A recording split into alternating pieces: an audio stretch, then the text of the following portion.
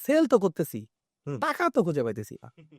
মানে টাকা কই? মানে দিন শেষে পকেট ফাঁকা, টাকা নাই। মানে সেই টাকাটা কোথায় যাচ্ছে? মানে এটা হচ্ছে উদ্যোক্তাদের একটা অনেক বড় একটা প্রবলেম। যে টাকা পাচ্ছে না। আসলে টাকা যে পাচ্ছে না, আসলে আপনার কাছে কি মনে হয় আপনার পার্সপেক্টিভ থেকে? আসলে উদ্যোক্তা সেল করতেছে দিন শেষে, সবকিছুই হচ্ছে, বাট টাকা পাচ্ছে না। কেন? আসলে কেন পাচ্ছে না? যদি একদম ই-কমার্স নিয়ে কথা বলি, যারা হচ্ছে পেইড অ্যাডভার্টাইজমেন্ট আ করে যারা মানে বিজনেসটা করতেছে, তাদের কমন যে প্রবলেমগুলো এটা হচ্ছে অ্যাডভার্টাইজমেন্ট কস্ট।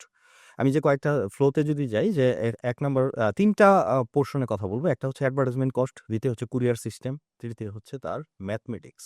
এটার সাথে যে ম্যাথমেটিক্সটা, এই ৩ টা পার্টের মধ্যে সবারই একটু প্রবলেম। এটা একটা to the common point A problem. Calculation. হ্যাঁ, টু দ্য পয়েন্ট এ যদি বলি ক্যালকুলেশন। সো যেটা হয় যদি আ সে নরমালি হচ্ছে ক্যালকুলেটই করতে পারে না। তার আজকে ৫০ টা সেল হইলো বা ১০০ টা সেল হইলো।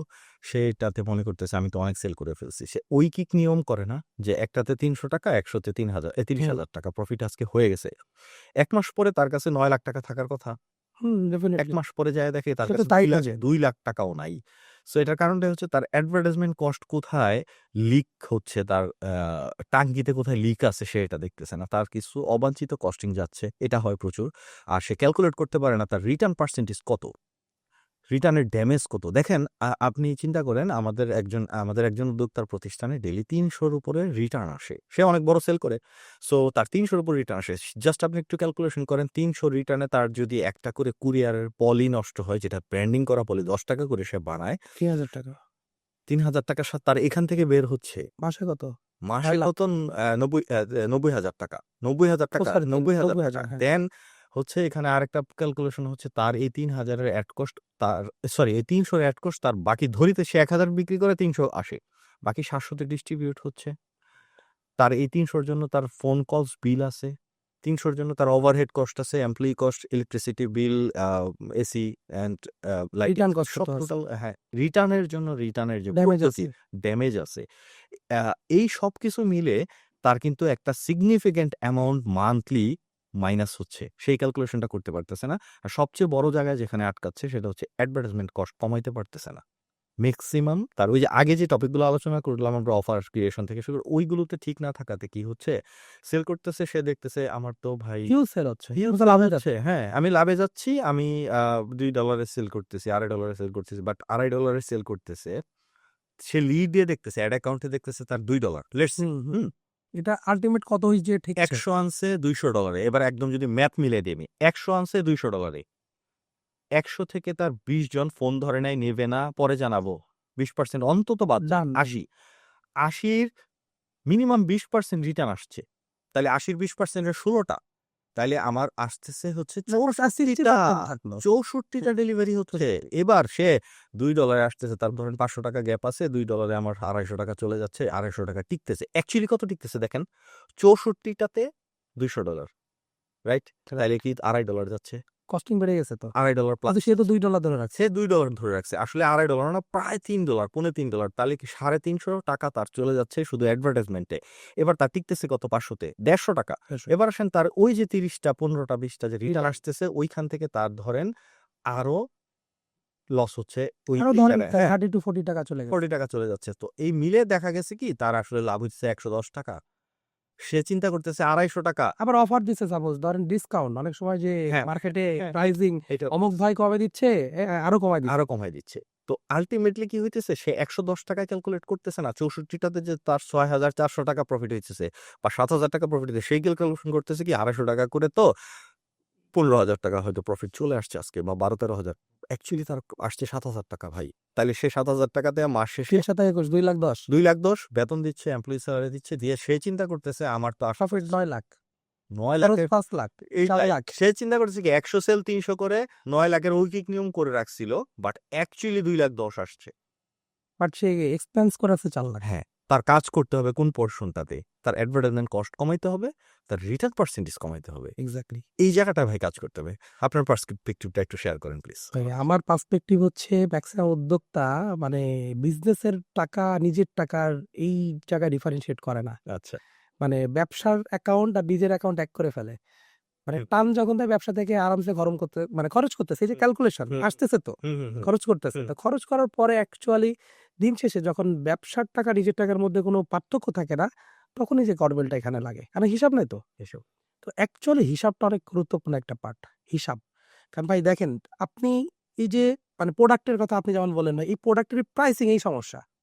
কারণ প্রোডাক্টের প্রাইসিং আমরা যেভাবে ক্যালকুলেট করতেছি, অ্যাকচুয়াল ওই প্রাইসিং এর উপরেই ডিপেন্ড করবে যে আপনি প্রফিট করবেন না লস করবেন। কিন্তু প্রাইসিংটা গদবাঁধা নিয়মে আমরা যেভাবে করতেছি বা এখন অনেকে করে, এইভাবে করলে আসলে প্রাইসিং এ যেই তো আপনি শুরুতে গ্যাপটা ফেললেন। তো আবার ওই প্রাইসিং এর উপর ডিপেন্ড করে তো আপনি প্রফিটটা ক্যালকুলেশন করছেন। ওই প্রাইসিং এর উপরে ডিপেন্ড করে আপনি প্যাকেজিং ক্যালকুলেশন করতেছেন। ওই প্রাইসিং এর উপর ডিপেন্ড করে আপনি কুরিয়ার ক্যালকুলেশন করতেছেন। ওই প্রাইসিং এর উপর ডিপেন্ড করেই প্রফিট। তাহলে actually profit loss both.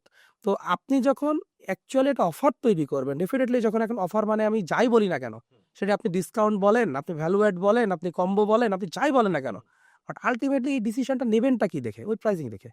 But এই প্রাইসিং এ যদি গন্ডগোল থাকে, তাহলে আল্টিমেটলি আপনার গোড়ায় সমস্যা হচ্ছে। আর গোড়ায় সমস্যা হলে আপনি দিন শেষে যাই ক্যালকুলেশন করতেছেন, লস। কারণ আপনি দেখবেন লাভ, কিন্তু লাভ হবে না। এখানে একটা অনেক বড় একটা পার্ট, মানে এখানে উদ্যোক্তারা, বিশেষ করে আমরা এই জায়গাতে ফেস করছি, আমরা অনেক লসের শিকার এই জায়গায় হয়েছে, আমাদের অনেক টাকা লস হয়েছে এইভাবে। এবং মানে এই জায়গাটা আমরা বুঝতে পারছি অনেক পরে এসে। দ্যাটস আমাদের অনেক মানে গ্রোথের অনেক বড় একটা পার্ট এখানে চলে গেছে এই প্রাইজিংটা ঠিক করতে না পারার কারণে। ডেফিনেটলি আমি বলবো যে ফার্স্ট হচ্ছে ভাই প্রাইজিংটা ঠিক করতে হবে না। আপনি কি বিক্রি করতেছেন আগে এটা প্রাইস ঠিক করেন। ঠিক আছে? প্রপার ভাবে প্রাইজিং করেন। এবং ভাই ব্যবসার টাকা আলাদা করতে হবে। সিস্টেম। মানে ব্যবসার টাকার অ্যাকাউন্ট হইতে হবে আলাদা, আপনার ব্যক্তিগত অ্যাকাউন্ট হইতে হবে আলাদা। যদি এটা না করেন তাহলে দিন শেষে আপনি তো লাভ আসতেছে মানে ধরে নিছেন। কারণ যেহেতু আমরা উদ্যোক্তার ম্যাক্সিমাম মনে করি, ধরে নেই, আসতেছে, করি, খরচ করি, পরে দেখা যাবে। কিন্তু আসলে খরচ তো হয়ে গেছে। কিন্তু পকেটে তো টাকা আসে নাই। তখন ওই টোটাল হয়ে যায় ঘাটতি। আর এই ঘাটতিটা যখন হয় তখন তো ক্যাশ ফ্লো প্রবলেম হয়ে যায়। বুঝতে পারছেন ব্যাপারটা? Cash flow problem. অলরেডি ৩-৪ মাস গেলেই তার একটা বড় হ্যাঁ। সমস্যা দেখা দেয়। তো আরো যদি আমি আরেকটা মেজর মানে একটা ব্যাপার বলি যে টাকাটা কেন আসলে উদ্যোক্তা চোখে দেখে না। ধরেন আপনি যখন ১০ টা সেল করতেছিলেন, তখন আপনার ইনভেস্টমেন্ট ছিল একরকম ১০ টা প্রোডাক্টে। আপনার অ্যাডের ইনভেস্টমেন্টও ১০ টা প্রোডাক্টে ছিল। আপনার স্টকে ১০ টা প্রোডাক্টের উপর ডিপেন্ড করে আপনি ম্যাক্সিমাম দেখা গেল ৫০ টা রাখছেন। ৫ গুণ। বাট যখন ১০০ করছেন, তখন ইনভেস্টমেন্ট হয়ে গেছে ৫০০ প্রোডাক্টে। অ্যাড কস্ট হয়ে গেছে ৫ গুণ। বুঝতে পারছি? ইনভেস্টমেন্ট আটকে যাবে। তো ইনভেস্টমেন্ট আপনার এখানে বললাম আটকায় যাচ্ছে। এখানে বললাম ৫ গুণ হয়ে গেছে। ভাই সবথেকে একটা বড় হিডেন জায়গা বলি, যে জায়গাটা আমরা কেউ খেয়ালই করে না। যারা নতুন শুরু করতেছে উদ্যোক্তা তাদের জন্য বলতেছি। এই যে কুরিয়ারে যে একটা রোলিং হয় ভাই, মানে আমাদের একটা ম্যাক্সিমাম অ্যামাউন্টের টাকা আটকায় থাকে কুরিয়ারে। মানে আমাদের টাকা বলো আমাদের পকেটে থাকে না, এটা কুরিয়ারের পকেটে থাকে। এইখানেও তো একটা বিশাল রোল হচ্ছে। একটা হচ্ছে আপনার স্টকে, কারণ আপনি যখন ১০ টা প্রোডাক্ট সেল করেন তখন আপনার ৫ টা স্টকে চলে যাচ্ছে। কুরিয়ারে আপনি ধরেন যে আরো ৩-৪ দিন ৫ দিনের একটা রোলিং। তার মানে আপনি ২ জায়গায় মিলে ১০০ প্রোডাক্ট, ১০ টা প্রোডাক্ট সেল করতে গেলে আপনার স্টক ৳১০০ লাগবে। আমি হিসাব করে দেবো আপনাকে। আপনি শেষ মানে আমি আপনার হিসাব দিব। ১০ টা জায়গায় থাকতে হচ্ছে ২ জায়গায়, মানে কুরিয়ার এবং হচ্ছে আপনার স্টক মিলে মিনিমাম ১০০ প্রোডাক্ট, ১০ টা প্রোডাক্টের জন্য। হুম। যখন আপনি ১০০ প্রোডাক্টে উঠে গেছেন, ভাই সেল তো উঠতে তো টাইম লাগতেছে না। যখন আপনি ফ্লো বুঝছেন, সেল তো উঠায় ফেলছেন। তা সেলের এই টাকাটা কোথায় যাচ্ছে? এই স্টকে যাচ্ছে। আপনার অ্যাড কস্টে যাচ্ছে। কুরিয়ারে যে আটকাচ্ছে, তখন এখানে হিউজ অ্যামাউন্টের একটা টাকা বালাম এখানে আটকাইতে থাকে। এই যে একটা আটকাইতে থাকে, তখন আসলে আল্টিমেটলি আমরা প্রফিট করি, সবকিছু করি। কিন্তু অ্যাকচুয়ালি টাকা থাকে না। তার কারণ হচ্ছে আমাদের টাকা অন দা ওয়েতে থাকে। তো ২টা টপিকে আমাদের টাকা আটকে। একটা হচ্ছে আমি লাভ করতে একটা হচ্ছে পারতেছি না। আটকায়, একটা লাভ করতে পারতেছি না। হ্যাঁ, লাভ করতে পারতেছি না। ২ টা। এখানে যদি আমি কুরিয়ারের ক্যালকুলেশনটা আপনাকে বলি, যে এটা আমার রিয়াল টাইম এক্সপেরিয়েন্স থেকে পাইছি। আ আমাদের কুরিয়ার প্যানেলের মধ্যে ২.৫ দিনের মতো প্রোডাক্ট, যদি ১০০ করে বলি আমি একদম সহজে বোঝার জন্য, ২৫০ প্রোডাক্ট কমসে কম রিটার্নিং এ থাকে। ২.৫ দিনের মতো প্রোডাক্ট। ৩ দিনের মতো প্রোডাক্ট থাকে হচ্ছে প্রসেসিং এ, যে সেটা ডেলিভারির জন্য রেডি। আর ৩ দিনের মতো টাকা থাকে হচ্ছে টাকা আমার কাছে এখনো আসে নাই, আসবে। আসবে। তাহলে চিন্তা করেন ৩, ৩, ৬ আর ২.৫ ৮.৫ দিন। ১০০ করে বিক্রি করলে ৮৫০ প্রোডাক্ট কুরিয়ারের কাছে থাকবে।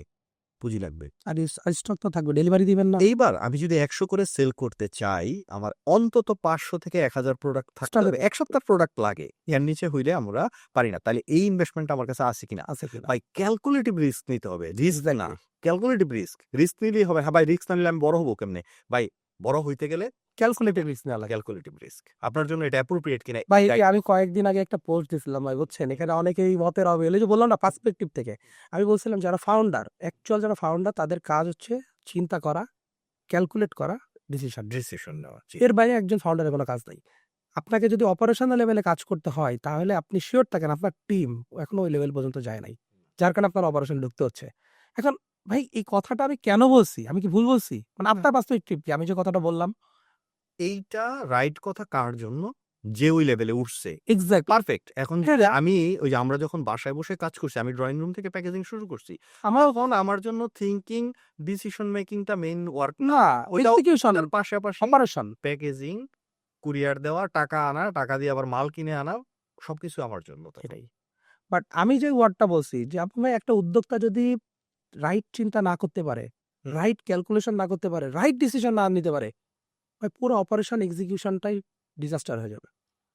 মানে আপনি সব ভুল করবেন।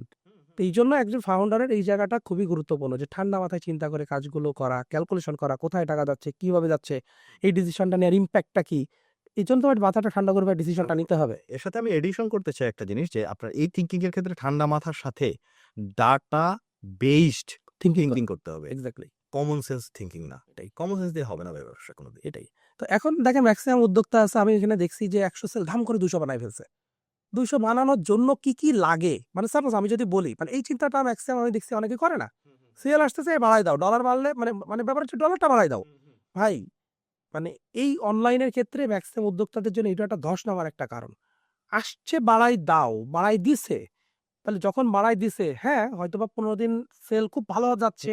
ওই ফলোতে সে দাম করে স্কেল করে ফেলছে, টিম নিয়ে ফেলছে, এক্সপেন্স বাড়ায় ফেলছে। ১৫ দিন পরে তো পড়ে গেছে। পড়ে গেছে। তো এই যে ক্যালকুলেশন করে নাই যে এইটা আমি করতেছি, বাট এর পরের পার্টটা কি? এর পরের পার্টটা কোথায় কিভাবে হবে? যখন এই ফিক্সড কস্টটা বেড়ে যায়, তখন কি হয়? এটা ডাউন করা বলা ইজি না, বাড়ানো ইজি। হুম। কিন্তু ডাউন করা ইজি না। তো যখনই ডাউন করতে পারে না, তখনই ফিক্সড কস্টের লোড মানে তখন আসলে কাজ করে কেন জানেন? অপারেশন কস্ট তোলার জন্য, প্রফিট করার জন্য না। তখন শুধু সাস্টেন তোদের আমরা আমাদের মধ্যে অনেককেই দেখলাম যে এরকম আমরা ডিসকাশনেও যখন একসাথে আড্ডা দিতে বসি তখন দেখা যায় কি সে শুধু কেয়ার অ্যাবাউট মানে সে কেয়ার অ্যাবাউট তার সাস্টেন। চিন্তা করেন আমি বললাম যে আপনি তো সাস্টেন মডেলে আগাচ্ছেন ভাই গ্রোথ মডেল কোথায় আপনার? এইটা আপনার মডেলটাই হয়ে গেছে সাস্টেন। তাহলে কি আমার বেতন ১,০০,০০০ আমার এমপ্লয়ি বেতন ২,০০,০০০ অফিস খরচ ৫০,০০০ এই টাকাটা কোন রকম উঠাইতে পারলেই চলে। তাইলে আপনার গ্রোথ কখন হবে? ৳১,০০,০০০ তাহলে চাকরি করেন ভাই। সেটাই মানে চাকরি করতেছেন। উদ্যোক্তার নামে হচ্ছে মানে বিজনেসের নামে জব করতেছে। নিজে বিজনেসে। সিম্পল একটা যদি বলি যদি প্রতি বছর আপনার বিজনেসের গ্রোথ টুয়াইস না হয়, তাহলে আপনি ভাই রং ট্র্যাকে আছেন। এটাই। যে আপনি গত বছর এই লেভেলে বিজনেস করে আসছেন। ১ বছর পরে এসে আপনি এটা ২ গুণ না করতে পারলে মিনিমামটা বলতেছি এটা মিনিমামটা। অনেকে 5x 10x ও করে। হ্যাঁ? গ্রোথ অনেক বড়, বড় গ্রোথ যারা ভাই আসলে আমাদের এখানে খুব ডাইনামিক উদ্যোক্তা আছে আমাদের ইন্ডাস্ট্রিতে আমরা আছে। খুব বেশি অ্যাট্রাকটিভ ওয়ার্ক গুলো করতেছে। সো তারা পারতেছে। বাট এট লিস্ট 2x যদি না হয় আমি ১ বছর পরে আমি সাস্টেইন করতে পারব না। কারণ ১ বছরে কি হবে জানেন? আপনি কিন্তু বাড়াচ্ছেন ফিক্সড কস্ট, হুম। ওভারহেড বাড়াচ্ছেন। তাহলে আপনি 2x করলে কি হবে? আপনার হয়তো 1.5x পর্যন্ত কস্টিং এ চলে যাবে। আগে 1x দিয়ে চলতেন, এখন 1.5 যাচ্ছে। 2 মানে হচ্ছে পুরা টাকা খেতে পারবেন না। আপনি গ্রোথ আপনার লাগবেই। তো এইখানেও যে একটা বড় পোর্শন যে টাকা চলে যাচ্ছে উদ্যোক্তাদের, আমাদের আসলে কথার টপিকটা কি? যে টাকা খুঁজে পাচ্ছে না। টাকা লাগে না। টাকাই তো এই জায়গাগুলোতে চলে যায়। তো এইজন্যে মানে ডিসিশনটা ক্যালকুলেটিভ আপনি যেটা বললেন যে ক্যালকুলেটিভ রিস্ক নিতে হয়। এটাই ভাই বিজনেস মানে এটাই। হুম। তো আসলে উদ্যোক্তাদের মেক্সিমাম এই ক্যালকুলেশনটা যদি না থাকে তাহলে ভাই ওই সবকিছু আপনার কাছে রিস্কি মনে হবে। রিস্ক যখন মনে হবে তখন আপনি কনফিডেন্স হারাবেন, আপনি ডিসিশন নিতে পারবেন না। কারণ আপনি যখন এই ক্যালকুলেশন আপনাকে ভিজিবিলিটি তৈরি করে। আপনি যখন একটা প্রপার ক্যালকুলেশন করতে পারেন, এই ক্যালকুলেশন আপনার ভিজিবিলিটি তৈরি করে। এই ভিজিবিলিটি আপনার কনফিডেন্স তৈরি করে। আর এই কনফিডেন্সই আপনাকে রাইট ডিসিশন নিতে সাহায্য করে। একটা এক্সাম্পল যদি বলি এখানে রাইট ডিসিশনটা নিতে পারে না কখন? একটা হলো সাহায্য করে, আপনারটা তো পজিটিভলি গেল। এবার নেগেটিভটা হলো পারে না কখন? যখন আপনি একটা পোরশনে কাজটা যখন জাস্ট স্টার্ট করে রিস্ক ফিল করতেছেন, একটা ফেইলিউর হইলেন। রিস্ক ফিল করছেন তখন আপনার ব্রেইন ডিফেন্স মোডে চলে যায়। হুম। যখনই ব্রেন ডিফেন্স মোডে চলে যায় তখন আপনাকে যখন একটা নতুন কিছুর অফার দেওয়া হবে এটা সেল করে দেখেন বা আপনি থিংক করে বের করলেন এটা, আপনি তখন না রিস্ক হয়ে যায়। ফেয়ার করেন। ফেয়ার এইটা আপনার ডিফেন্স মোড আপনাকে আর গ্রোথ করার কোনো রাস্তা দেখাচ্ছে না। নেক্সট কোথায় তাইলে আপনার? এটাই। নো আর কোনো রাস্তা নাই। তখন যেটা ঘটবে যে আপনার যে ওঠার অপরচুনিটি গুলো ছিল, এই অপরচুনিটি গুলো আপনি কখনো দেখবেনই না। আর ধরতেই পারে না। এগুলো এই জিনিসটা হবে। কেন ধরতে পারতেছে না কেন? তার ক্যালকুলেশন তো ফেল করছে। সে ভয় পাচ্ছে। তার কনফিডেন্স হারায় গেছে। তো তার আমি যদি বলি একটা উদ্যোক্তার সবথেকে বড় অ্যাসেট হচ্ছে ভাই কনফিডেন্স। আপনার যদি চিন্তা করেন আমাদের এরকম কনফিডেন্স ভাঙছে না অনেকবার? আমরা উঠছি না। উঠছি কি দিয়ে ভাই? ক্যালকুলেশন। এই যে ক্যালকুলেট করছি, এই ক্যালকুলেশন আমার ভিজিবিলিটি তৈরি করছে। ভিজিবিলিটি থেকেই ভাই আমি কনফিডেন্স পাইছি। এটা হবে। এই হবে মানে এর জন্য যা করা লাগে তাই করছিল। কিন্তু এই জায়গাটাই তো ম্যাক্সিমাম উদ্যোক্তার সমস্যা।